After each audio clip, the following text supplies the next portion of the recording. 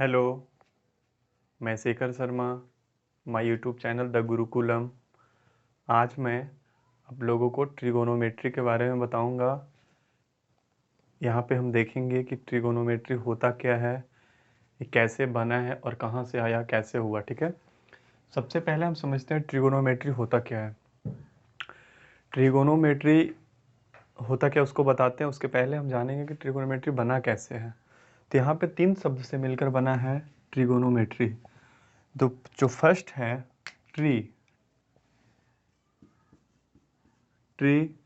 Second जो है गोन, और जो थर्ड है मेट्रोन। ये जो तीनों शब्द है हमारे पास, जो 3 वर्ड हैं, ये तीनों ग्रीक शब्द हैं। ग्रीक शब्द से मिलकर बना है ट्रिगोनोमेट्री। ट्री का मतलब होता है यहाँ पे 3, गोन का मतलब होता है भुजा यानी कि साइड, और मेट्रोन का मतलब होता है माप यानी मेजर करना। ठीक है, 3 भुजा वाले किसी भी फिगर को हम मापते हैं, किस में मापते हैं? ट्रिगोनोमेट्री में मापते हैं। ठीक है, अब हम समझ गए कि ट्रिगोनोमेट्री किस चीज़ से मिलकर बना है। चलिए, इसके बाद हम देखेंगे कि आखिर ये किस काम में आता है, ट्रिगोनोमेट्री का काम क्या है। तो ट्रिगोनोमेट्री जो होता है वो एंगल और साइड के बीच का रिलेशन के बारे में हमको बताता है। ठीक है, अब हम देखेंगे उसके बाद।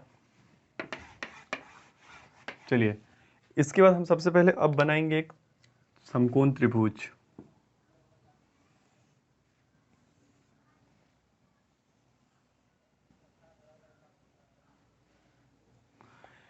ये हो गया समकोण त्रिभुज। समकोण त्रिभुज क्यों है? क्योंकि इसका यहाँ पे कितना डिग्री है? 90 डिग्री है। अब हम इसके ए, बी और सी 3 एंगल का नाम दे दिए। अब हम इस पे दोनों के बारे में पढ़ेंगे, साइड के बारे में भी पढ़ेंगे और एंगल के बारे में भी पढ़ेंगे। एंगल क्या होता है, साइड क्या होता है। तो यहाँ पे जितने भी साइड हैं वो एंगल पे डिपेंड करते हैं। यानी कि अगर ये 90 डिग्री है तो इसके सामने का साइड क्या हो जाएगा? कर्ण होगा, हाइपोटेनस। ये हो जाएगा आधार, और ये हो जाएगा लंब।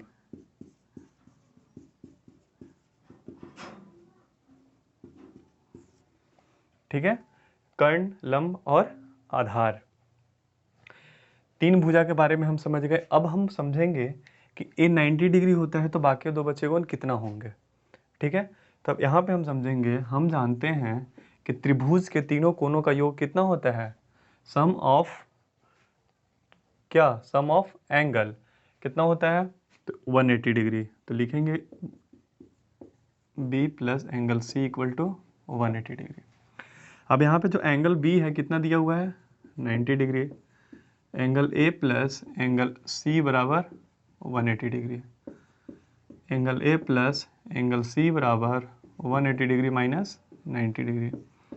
Angle A plus angle C बराबर 90 डिग्री। हमको ये मालूम चला कि एंगल ए और सी मिला के 90 डिग्री होगा।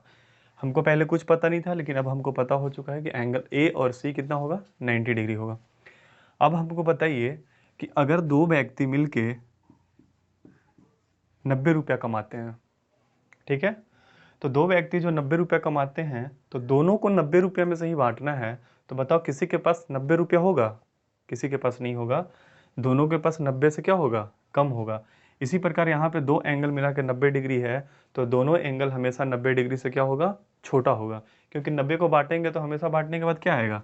अगर 90 को हम बांटते हैं तो मान लो 36 बांट दिए, 30 बांट दिए, 60 बांट दिए, 45 बांट दिए, 45 बांट दिए, और क्या बांट सकते हैं?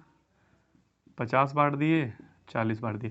यानी कि कुछ भी बांटेंगे 2 के बीच में 90 का तो हमेशा कितना होगा? 90 से छोटा होगा। अब हमको एक चीज़ पता चला कि ये जो एंगल है थीटा हमेशा क्या होगा? 90 से छोटा होगा, और ये भी जो थीटा होगा वो क्या होगा? 90 से छोटा होगा। यहाँ तक क्लियर? लेकिन ये जो एंगल है बी, ये हमेशा 90 डिग्री होगा, इसको कभी चेंज नहीं करना है। ठीक है, और इसके सामने का जो भुजा होता है कर्ण, ये भी कभी चेंज नहीं होगा। हम बताएं कि हर एक भुजा हर एक साइड किस पे डिपेंड करता है, एंगल पे करता है। तो ये जो साइड है इस एंगल पे डिपेंड करेगा, तो अगर ये चेंज नहीं होगा तो ये भी चेंज नहीं होगा। अब हम बात करेंगे कि अगर ये चेंज नहीं होगा तो ये दोनों के बारे में बताइए कि चेंज होगा कि नहीं। ये दोनों हमेशा चेंज होते रहता है एक दूसरे से, ठीक है। अगर ये चेंज होता है तो इसका मान भी चेंज हो जाएगा, ये चेंज होगा तो इसका भी वैल्यू चेंज होगा, ये चेंज होगा तो इस साइड का वैल्यू चेंज होगा, ये चेंज होगा तो ये भी चेंज हो जाएगा, ठीक है। मतलब एक दूसरे पर हमेशा क्या होता है, डिपेंड करते हैं, ठीक है। अब हम आगे देखेंगे।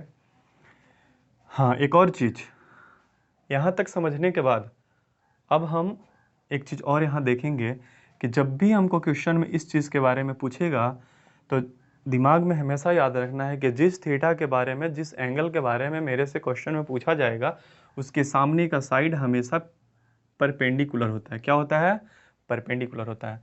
और जिस कोण के बारे में पूछे उसके सामने का तो परपेंडिकुलर हो जाएगा। एक साइड तो हमेशा हाइपोटेनस होता है, तो एक साइड जो बच जाता है वो क्या हो जाएगा, बेस हो जाएगा। अब बोलोगे कि चेंज कैसे होगा, तो चेंज हम तो इसके बारे में बता रहे हैं। जब इस थीटा के बारे में हमको पूछेगा तो हम बताएं कि जिस थीटा के बारे में पूछेगा उसके सामने का जो साइड होता है वो क्या हो जाता है, परपेंडिकुलर। तो जब इसके बारे में बात करेंगे तो अब ये बेस नहीं रहेगा, अभी क्या हो गया, परपेंडिकुलर हो गया। जब भी परपेंडिकुलर हो गया, हाइपोटेनस कभी चेंज नहीं होता है, तो ऑटोमेटिक क्या हो जाएगा, बेस हो जाएगा। अब कोई दिक्कत तो नहीं है। इसके बाद हम कुछ इसके रेशियो के बारे में पढ़ेंगे। क्या पढ़ेंगे, ट्रिगोनोमेट्रिक रेशियो। उसमें हम क्या जानेंगे, टोटल जो रेशियो होते हैं वो कितने होते हैं, 6 होते हैं। यहाँ देखेंगे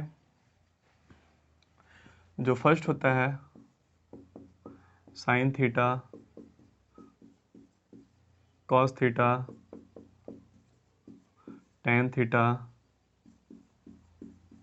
कॉसेक थीटा, सेक थीटा और कॉट थीटा। चलिए 6 चीज़ के बारे में हम पढ़ेंगे। तो सबसे पहले जो होता है इसका जो रेशियो होता है, इसका जो रेशियो होगा, यहाँ P होता है, यहाँ B होता है और यहाँ H होता है। तो P B H तीनों का हम नाम पता कर लिए। P से परपेंडिकुलर, B से बेस, H से हाइपोटेनस। यहाँ पे जो साइन का होगा P बाई H होता है, तो यहाँ लिखेंगे P बाई H। जो कॉस का होता है B बाई H। उसके बाद क्या है, टेन का जो होता है P बाई B हो जाता है, P बाई B।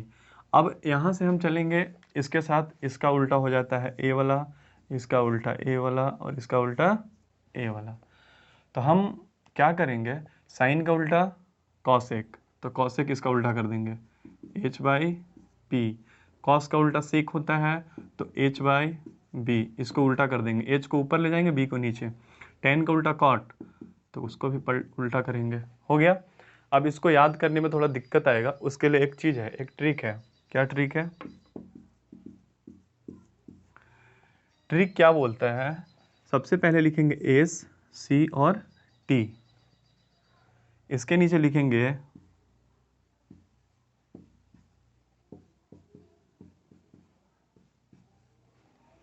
इतना चीज लिखने के बाद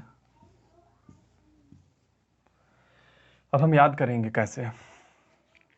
याद करने के लिए क्या करेंगे, ए हुआ साइन, ए हो गया तुम्हारा कॉस और ये हो गया टेन थीटा।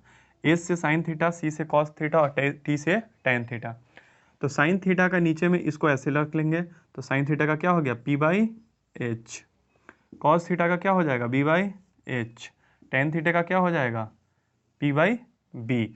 और इसका जस्ट उल्टा नीचे क्या हो जाएगा, कॉसेक थीटा, कॉस का सेक थीटा और टेन का कॉट थीटा। अब इसको जब इसके बारे में पढ़ेंगे तो नीचे से पढ़ेंगे, कॉसेक थीटा बराबर H by P, sec theta बराबर H by B, cot theta बराबर बी बाई पी। और जब ऊपर से याद करेंगे तो साइन थीटा बराबर P by H, cos theta बराबर B by H, tan theta बराबर पी बाई बी।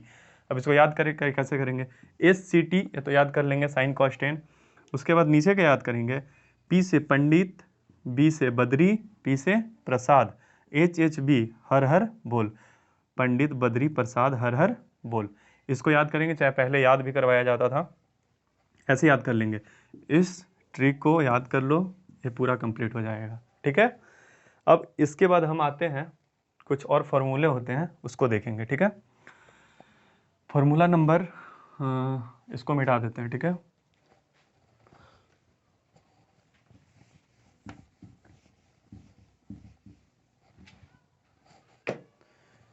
जो यहाँ पे फर्स्ट फॉर्मूला है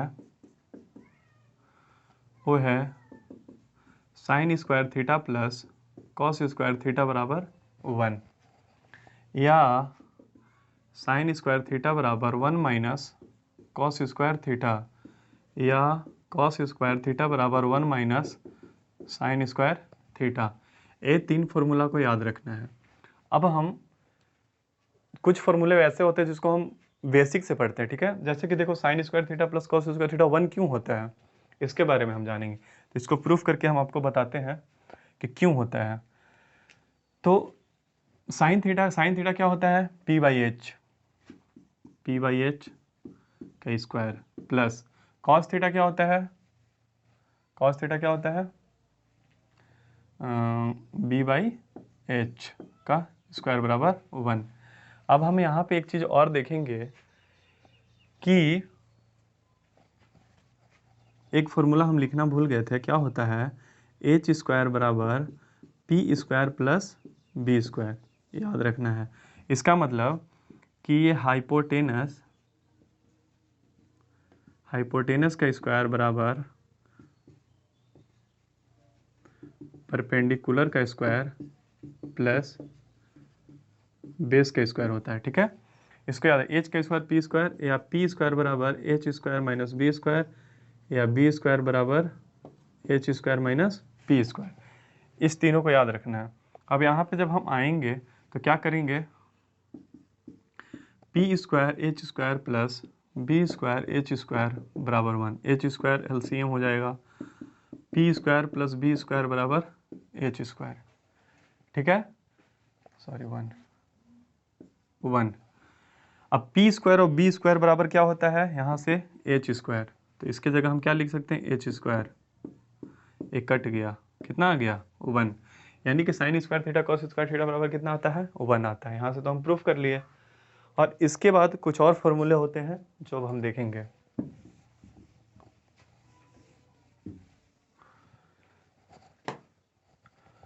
जो सेकेंड होता है वो क्या होता है, 1 प्लस कॉट स्क्वायर थीटा बराबर 1 बाई कॉस, तो हो जाएगा क्या चीज़, सेक स्क्वायर थीटा, ठीक है। कॉस में साइन का भाग देंगे तो कॉट हो गया, 1 बटा साइन कॉस सेक हो जाएगा। जो थर्ड होता है वो हो जाता है टेन स्क्वायर थीटा प्लस 1 बराबर सेक स्क्वायर थीटा। ये 3 फॉर्मूले को हम याद रखेंगे, ठीक है। तो आज के लिए बस इतना ही। थैंक यू, कल फिर मिलते हैं, धन्यवाद।